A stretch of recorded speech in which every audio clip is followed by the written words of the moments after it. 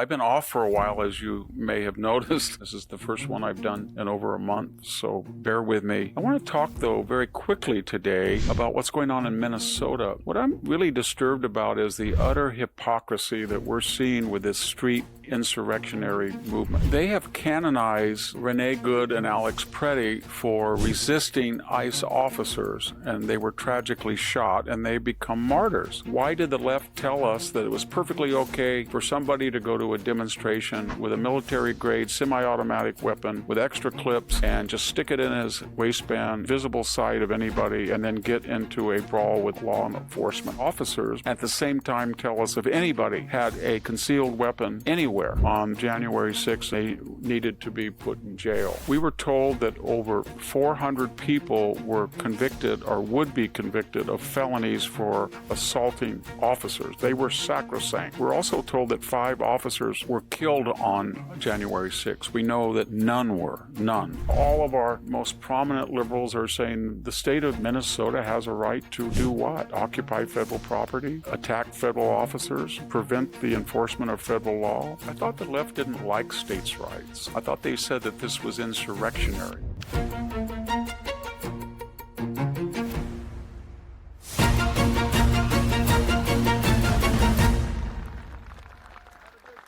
Hello, this is Victor Davis Hanson for the Daily Signal. I've been off for a while, as you may have noticed. I had very quickly a mucinous adenoma carcinoma. That's a kind of a long name for a very rare non-smokers type of lung cancer. And I was kind of not diagnosed for most of last year. I had a problem with breathing, and people thought it was valley fever, pneumonia, long COVID, etc. But I finally was diagnosed in September, October, and it was removed at the last day of the year. And everything went well. The cancer was removed. There was no lymph node, and the whole lobe was taken out. I woke up very happy in the emergency room, but then I'm 72, and apparently there was an arterial aneurysm, and 2 veins popped. So I lost very quickly a lot of blood, and thank God for the skilled surgeon at Stanford. He got me right back in. They took out all of the things they had just closed and started all over again, opened up, and they found them just in time. I had 5 transfusions. And so this is all a long explanation why I wasn't back. I thought I'd be back in about 3 or 4 weeks, but I'm still pretty weak. I have anemia. I got to get my blood volume back up, and I have never had it before, but I have this atrial fibrillation, and it's kind of a new thing for me, but I'm working through that. As far as the carcinoma itself, there were good and bad signs. You know how it is. People say, well, it was kind of big, bad. It spread through the air spaces, bad.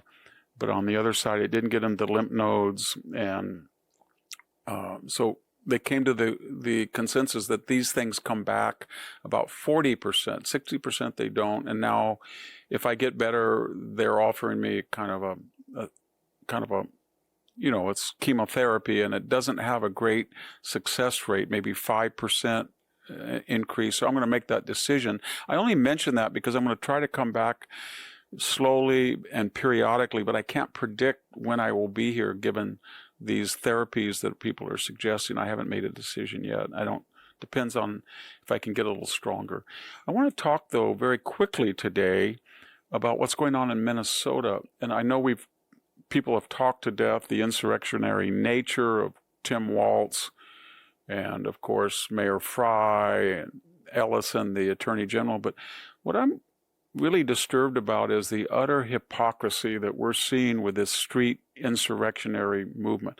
Now, what do I mean by that? There is no coherent principle. None. Let me just give you some examples of what I mean.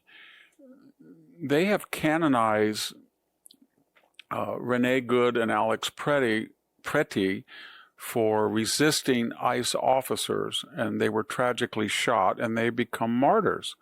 Do you remember on January 6th, diminutive Ashli Babbitt? She was a 14-year military veteran, 14 years in the military.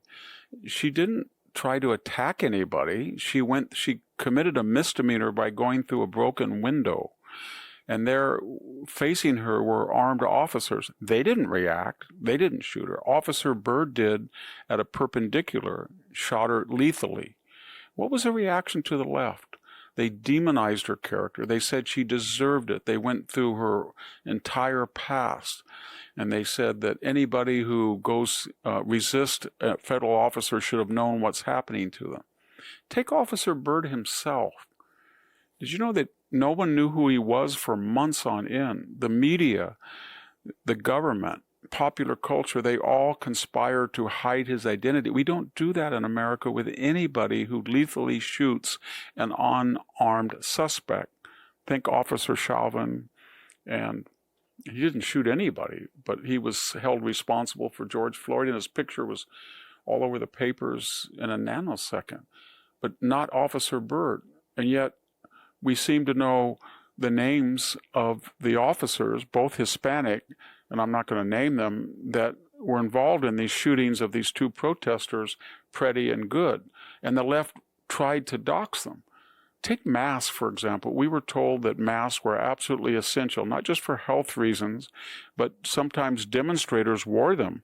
And the reason we were told Antifa wears them is because they didn't want to have their identities put out into the popular discourse, and people would learn who they are and attack them.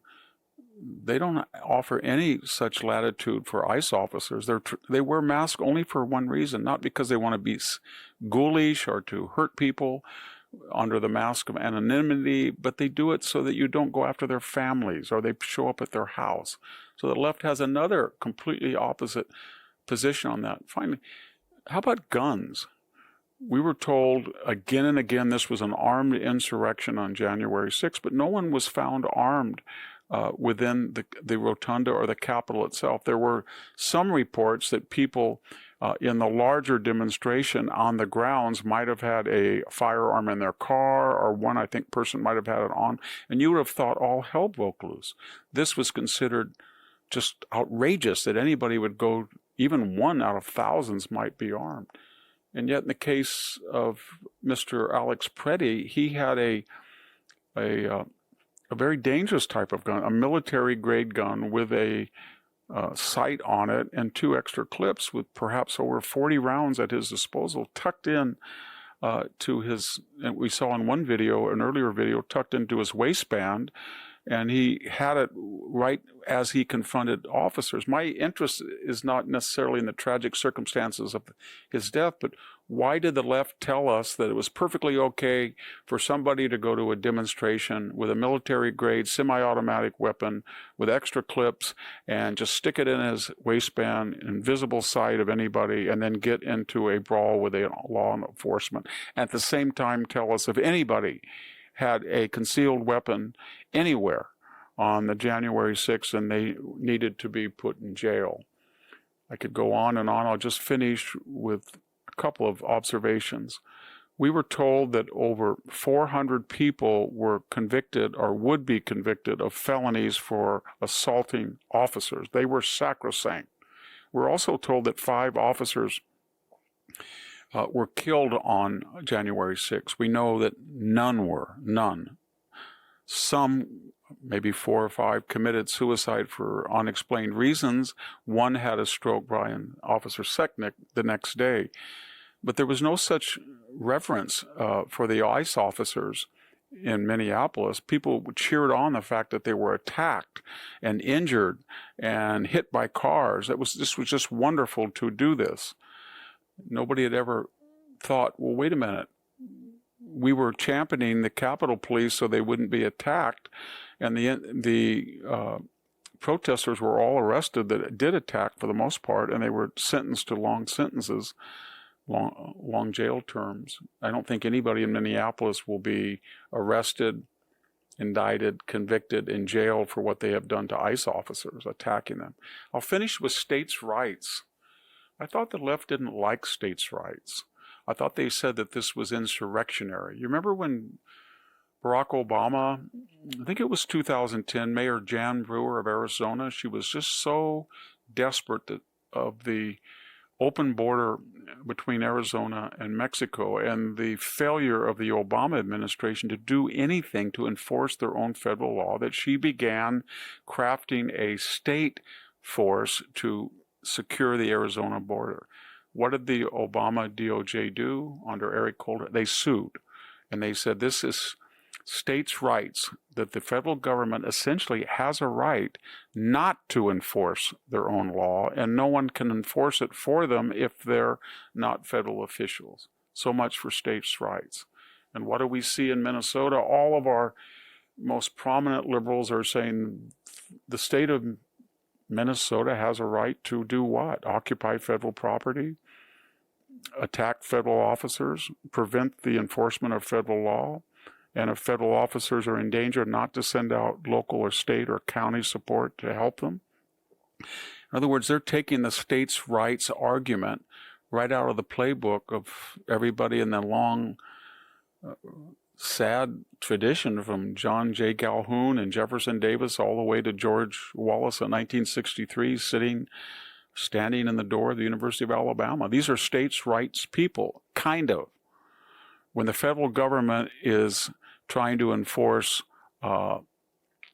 free abortion everywhere, or they're trying to insist on gun registration and all of the states have to meet federal standards, or they're trying to make sure that everybody has a DEI special restroom, then everybody's for federal government. But not here in Minneapolis, not in Minnesota, not in the blue states. All of a sudden, these Democrats are reverting to their original form, and we should remember original because the neo-Confederate movement was a democratic project. In other words, what we're watching in Minneapolis is an incoherent, in one fashion, irrational attitude, theme, agenda, where there is no consistent philosophy about law enforcement, about people who protest, about people who bring arms to these protests, about people who are shot, about the reputations of people who come in contact with the police. It's just simply whatever the left thinks is useful for the moment, they make the necessary adjustments. And it's not going to stop. It's not going to stop, and they feel that they've got Donald Trump in an untenable position, that if he brings in federal troops to enforce federal law or to protect federal property, then he's a Nazi, he's a Gestapo, he's fascist, and if he doesn't, he's weak and he cannot insist on law and order and treat Americans as Americans first and people of Minnesota or California or particular states second. I'm going to be talking more about this dilemma in our next short video. But for now, this is Victor Davis Hanson. Thank you for listening. This is the first one I've done in over a month, so bear with me. Victor Davis Hanson for the Daily Signal. Thank you for tuning in to the Daily Signal. Please like, share, and subscribe to be notified for more content like this. You can also check out my own website at victorhanson.com and subscribe for exclusive features in addition.